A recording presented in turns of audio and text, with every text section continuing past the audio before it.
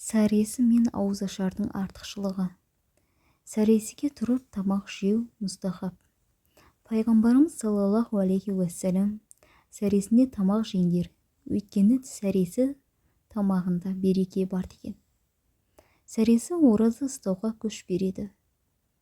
Дұғалар қабыл болатын уақыттардың бірі сәресі уақыты.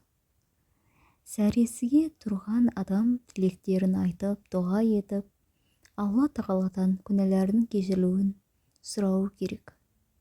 Оразасын ұстап, ауызашар уақытына жеткен адам үлкен бақытқа және қуанышқа кенеледі. Қиямет күні ұстаған оразасының сыйын алу үшін Алланың алдына барған кезде одан да үлкен қуанышқа қол жеткізеді. Осыған байланысты пайғамбарымыз саллаллаху алейхи уассалам ораза ұстаған адам үшін екі қуаныш бар. Бірі ауызы ашқан кезде, екіншісі Аллаға қауышқан кез дейді. Бұған қоса пайғамбарымыз ауызашар уақытындағы дұғалардың кері қайтарылмайтынын, Алла тарапынан қабыл болатынын айтқан.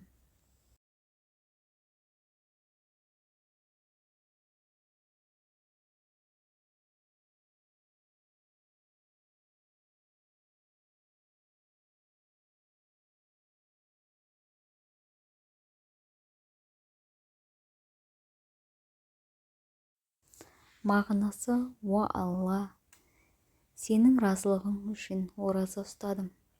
Өзіңе сеніп тәуекел еттім. Берген рызығыңмен оразамды аштым.